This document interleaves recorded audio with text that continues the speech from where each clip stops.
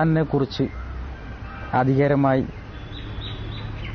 സലഫി ചിന്താഗതി അനുസരിച്ച് ഉള്ള ക്ലാസ്സുകളാണ് അവിടെ നടക്കുന്നത്. അതിലൊരു പഠിതാവായിരുന്നു ഞാൻ. ക്ലാസ് റിയാഉസ്സാലി എന്നുള്ള ഹദീസ് ഗ്രന്ഥവും അതോടുകൂടി ഖുർആനിൽ നിന്നും ആധികാരികമായ സൂറത്തുകളായ സൂറത്ത് യൂസുഫ്, സൂറത്ത് മുഅ്മിനീൻ, സൂറത്ത് ലുഖ്മാൻ എന്നുള്ള വലിയ വലിയ സൂറത്തുകളെ കുറിച്ച് തന്നെ അവിടെ ആധികാരികമായി പഠനങ്ങൾ നടക്കാറുണ്ട്. ഒരു ദിവസം ബുഖാരി ഉദ്ധരിക്കുന്ന ഒരു ഹദീസിൽ ഇങ്ങനെ കാണാം, അബൂ ഹുറൈറ റളിയല്ലാഹു അൻഹു റിവായത്ത് ചെയ്ത സ്വലാത്തു റജുലി ഫീ ജമാഅത്തിൻ തസീദു അലാ സ്വലാത്തിഹി ഈ സൂക്കിഹി ഓ ബൈത്തിഹി ബിലഅം വശരീന ദർജ എന്ന് പറഞ്ഞുകൊണ്ട് ജമാഅത്ത് നമസ്കാരത്തിൻ്റെ ഫളായിലുകൾ വിവരിക്കുന്ന ഈ ഹദീസിനെ കുറിച്ചുള്ള ഒരു വിവരണം നടക്കുന്ന സന്ദർഭത്തിൽ ക്ലാസ്സിൽ നിന്നും ഒരു വിദ്യാർത്ഥി ഉസ്താദിനോട്, കെ വി അബ്ദുൽ ലത്തീഫ് മൗലവിയോട് ഒരു ചോദ്യം, നമ്മുടെ ഭൂരിപക്ഷം മഹല്ലുകളിലും ഇന്ന് ജമാഅത്ത് സംഘടിപ്പിക്കുന്നത് സുന്നി മുസ്ലിയാക്കന്മാരായതുകൊണ്ട് സുന്നി മുസ്ലിയാക്കന്മാരെ തുടർന്ന് നമസ്കരിച്ചാൽ അത് സ്വഹിയാകുമോ? കാരണം ചോദ്യം വളരെ പ്രസക്തമാണ്. ജമാഅത്ത് നമസ്കാരത്തിൻ്റെ 27 ഇരട്ടി കൂലി നമുക്ക് ലഭിക്കണമെങ്കിൽ നമ്മൾ സുന്നി മുസ്ലിയാക്കന്മാരെ തുടർന്ന് നമസ്കരിക്കേണ്ടി വരും. കാരണം സലഫി മസ്ജിദ് നമുക്കറിയാവുന്ന പോലെ കേരളത്തിൽ വളരെയധികം വിരളമാണ്. ഭൂരിപക്ഷം മഹല്ലുകളിലും ഇന്ന് ജമാഅത്ത് നമസ്കാരം സംഘടിപ്പിക്കുന്നത് സുന്നി മുസ്ലിയാക്കന്മാരുടെ നേതൃത്വത്തിലാണ്. ചോദ്യം വളരെ പ്രസക്തമായ ഒരു ചോദ്യമായിരുന്നു.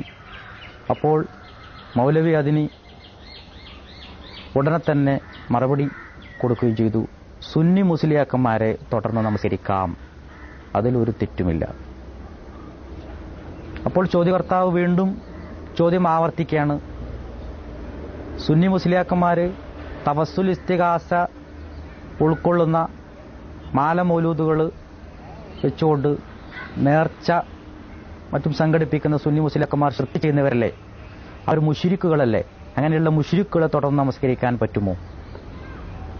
അപ്പോൾ തിരിച്ച് കെ വി അബ്ദുൽ ലത്തീഫ് മൗലവി എന്ന് പറഞ്ഞ പണ്ഡിതന്റെ മറുപടി വീണ്ടും മുശ്രിക്കുകളെ തുടർന്ന് നമസ്കരിക്കാമോ എന്നല്ല താങ്കളുടെ ചോദ്യം, സുന്നി മുസ്ലിയാക്കന്മാരെ തുടർന്ന് നമസ്കരിക്കാമോ എന്നാണ്. സുന്നി മുസ്ലിയാക്കന്മാരെ തുടർന്ന് നമസ്കരിക്കാം എന്ന ചോദ്യത്തിന് അത് നമസ്കരിക്കാം എന്നാണ് ഞാൻ മറുപടി പറഞ്ഞത്. തുടർന്നതിൽ ഒരു കുഴപ്പമില്ല. അതിന് അദ്ദേഹം തെളിവ് ചോദിച്ചപ്പോൾ അദ്ദേഹം അതിന് തെളിവ് ഉദ്ധരിക്കുകയുണ്ടായി. സയ്യിദ് തുർമുദിൽ നിന്നുള്ള ഒരു ഹദീസാണ് അദ്ദേഹം ഉദ്ധരിച്ചത്. സല്ലു ഖൽഫ കുല്ല ഫാസിക്കിൻ, എല്ലാ തമ്മാടികളുടെ പിറകിൽ നിന്ന് നിങ്ങൾ നമസ്കരിച്ചോളൂ എന്നുള്ള ഒരു ഹദീസ് അദ്ദേഹം അതിന് തെളിവ് ഉദ്ധരിക്കുകയുണ്ടായി.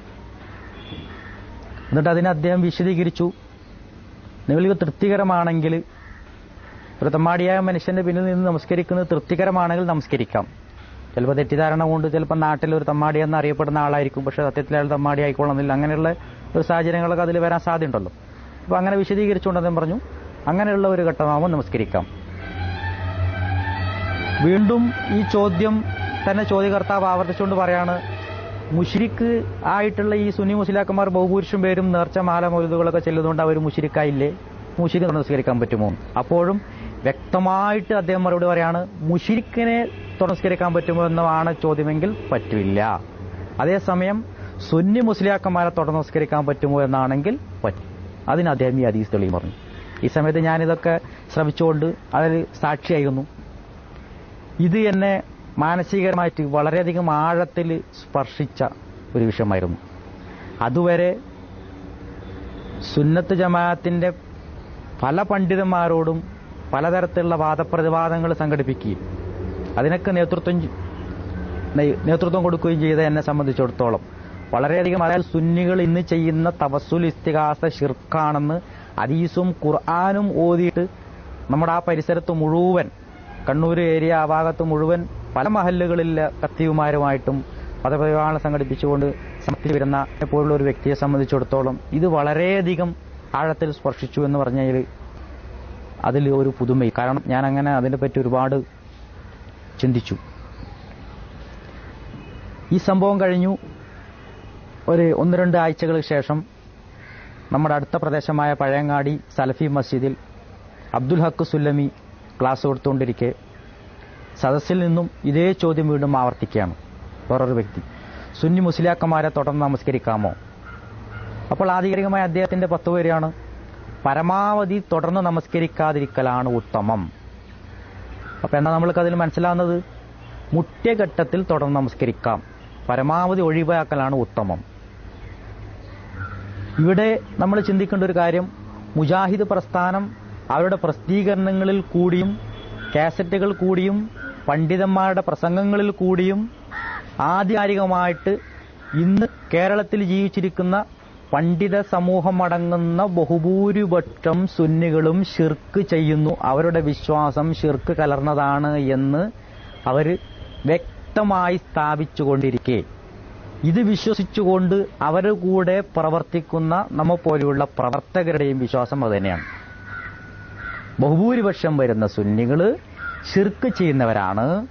തവസുൽ ഇസ്തിഗാസ അംഗീകരിക്കുന്ന അവരൊക്കെ ശിർക്ക് ചെയ്യുന്നതോടുകൂടി അവരൊക്കെ മുശ്രിക്കയക്കുന്നു. അവരെ തുടർന്ന് നമസ്കരിച്ചാൽ നമസ്കാരം ശരിയാകില്ല. ഇനി എന്റെ തന്നെ അനുഭവം പറയാം. മുഖ്യഘട്ടത്തിൽ ഞാൻ സുന്നി പള്ളിയിൽ നമസ്കരിക്കാൻ വേണ്ടി ഇമാമിനെ തുടർന്ന ഘട്ടങ്ങൾ ഉണ്ടായിട്ടുണ്ട്.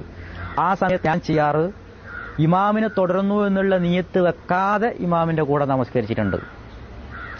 തൃപ്തി വരാത്ത ചില നമസ്കാരങ്ങൾ ഞാൻ അവിടുന്ന് വീട്ടിൽ നിന്ന് മടക്കി നമസ്കരിച്ചിട്ടുമുണ്ട്. അത്രത്തോളം ഞാൻ ഒരിക്കലും ഒരു സുന്നി മുസ്ലിയാക്കന്മാരും തുടർന്ന് നമസ്കരിച്ചിരുന്നില്ല. പിന്നെ നമ്മൾ മനസ്സിലാക്കേണ്ടത്, നമ്മുടെ മഹല്ലുകളിൽ ചിലപ്പോൾ ഇവിടെ ആശയം ഉൾക്കൊള്ളാത്ത ചില ആളുകൾ സുന്നി മുസ്ലിയാക്കന്മാരെ തുടർന്ന് നമസ്കരിക്കുന്ന ഉണ്ടായിരിക്കാം. പക്ഷെ ഒരിക്കലും ഒരു സലഫി ആദർശം, അതായത് KNMന്റെ ആധികാരികമായിട്ടുള്ള അവരുടെ ആദർശം ഉൾക്കൊണ്ട ഒരൊറ്റ വ്യക്തിയും ഇന്ന് നിലവിലുള്ള ഒരു സുന്നത്ത് ജമാഅത്തിന്റെ ഒരൊറ്റ പണ്ഡിതനും തുടർന്ന് നമസ്കരിക്കൂല. കാരണം ഒരു മുശ്രിക്കിനെ തുടർന്ന് നമസ്കരിച്ചാൽ നമ്മുടെ നമസ്കാരം ശരിയാകില്ല എന്ന് ഉറച്ചു വിശ്വസിക്കുന്ന ആളെ സംബന്ധിച്ചിടത്തോളം തുടർന്ന് നമസ്കരിക്കുന്ന ഒരു പ്രശ്നം തന്നെ അവിടെ ഉദിക്കുന്നില്ല. ഇവിടെ നമ്മൾ ചിന്തിക്കേണ്ടത്, KV അബ്ദുൽ ലത്തീഫ് മൗലവി അതുപോലെ അബ്ദുൽ ഹക്ക് സുല്ലമി എന്നുള്ള അവരുടെ ആധികാരികമായ 2 പണ്ഡിതന്മാരുടെ ഫത്വയാണ് ഞാൻ ഇതുവരെ വിശദീകരിച്ചത്. ഒരാൾ ഫാസിക്ക് എന്നുള്ള നിലക്ക് തുടർന്ന് നമസ്കരിക്കാമെന്നും ഒരാൾ പരമാവധി തുടർന്ന് നമസ്കരിക്കാതിരിക്കാണ് ഉത്തമം, പക്ഷെ മുഖ്യഘട്ടത്തിലാവാം എന്നും. ഇതിൽ നമ്മൾ എന്താണ് മനസ്സിലാക്കുന്നത്? സത്യത്തിൽ ഉസൈം പൂരി പറഞ്ഞ പോലെ ഒരു ശിർക്ക് ആരോപണമാണോ ഈ നടക്കുന്നതെന്ന് മരുമേലൊരു സംശയം വന്നു. അങ്ങനെയാണ് സുന്നത്ത് ജമാഅത്തിനെ കുറിച്ച് ആധികാരികമായിട്ട് അവരുടെ പണ്ഡിത ഗ്രന്ഥങ്ങളിലും മറ്റു കാര്യങ്ങളൊക്കെ പഠിക്കാൻ വേണ്ടി തുടങ്ങിയത്.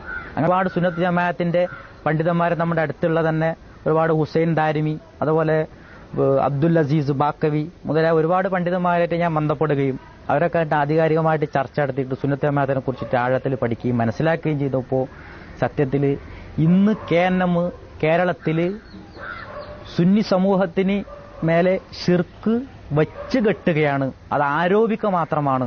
അതിൽ ഖുർആനിലും ഹദീസിലും വ്യക്തമായിട്ട് ഒരു തെളിവും ഇന്നേ വരെ അവർക്ക് അവതരിപ്പിക്കാൻ സാധിച്ചിട്ടില്ല എന്നു മനസ്സിലാക്കി കൊണ്ട് തന്നെയാണ് ഞാൻ അതിൽ നിന്ന് പിന്മാറുന്നത്. ഈ വാദം ആദ്യമായിട്ട് ഉടലെടുക്കുന്നത് ഇബ്നു തൈമിയ എന്ന് പറയുന്ന 7ാം നൂറ്റാണ്ടിൽ ജീവിച്ചിരുന്ന പണ്ഡിതനാണ് തവസുൽ ഇസ്തിഗാസ ശിർക്കാണെന്ന് പറയുന്നത്. അവിടുന്ന് ഇങ്ങോട്ട് അതിനുശേഷമുള്ള പണ്ഡിതന്മാർക്ക് ആ വാദം ഉണ്ടായിരുന്നില്ല. 1100 നജിദിൽ ജനിച്ച ഇബ്നു അബ്ദുൽ വഹാബാണ് അദ്ദേഹത്തിന്റെ ആശയം ഉൾക്കൊണ്ടുകൊണ്ട് സൗദിയിലെ അന്നത്തെ മദ്ഹബി പണ്ഡിതരായ സൈനി ദഹ്ലാൻ അടക്കമുള്ള ബഹുഭൂരിപക്ഷം പണ്ഡിതന്മാരും മദ്ഹബി വിശ്വാസികളായ മുഴുവൻ മുസ്ലിമീങ്ങളും കുഫാറുകൾ എന്നുകൊണ്ട് അദ്ദേഹം ഫത്വ ചെയ്യുകയും അവരുടെ രക്തം ചിന്തൽ ഹലാലാണെന്ന് പറഞ്ഞുകൊണ്ട് മുസ്ലിമീങ്ങൾക്കെതിരായിട്ട് യുദ്ധം നയിക്കുകയും ആയിരക്കണക്കിന് മുസ്ലിമീങ്ങളെ മക്കത്തും മദീനത്തും തായിഫിലും കൂട്ടക്കൊല ചെയ്തുകൊണ്ടാണ് വഹാബിസം സ്ഥാപിച്ചെടുക്കുന്നത്. ആ വഹാബിസത്തിന്റെ പതിപ്പാണ് കേരള നെതുവത്തുൽ മുജാഹിദീൻ എന്ന് പറഞ്ഞ് നമ്മുടെ നാട്ടിൽ ഇന്ന് പ്രവർത്തിച്ചുകൊണ്ടിരിക്കുന്നത്. ഇങ്ങനെ വ്യക്തമായി എവിടെന്നാണ് ഇതിന്റെ പേര് ഞാൻ പറയണം, ഇബ്നു തൈമിയ എന്ന് വഴി ഇബ്നു അബ്ദുൽ വഹാബ് വഴിയാണ് ഇത് ലോകത്ത് പ്രചരിക്കുന്നത്. വഹാബി ആശയങ്ങൾ എന്താണ് അതിന്റെ പൊള്ളത്തരങ്ങളെന്ന് ഇനി നമുക്ക് മേലെ ചർച്ചയിലേക്ക്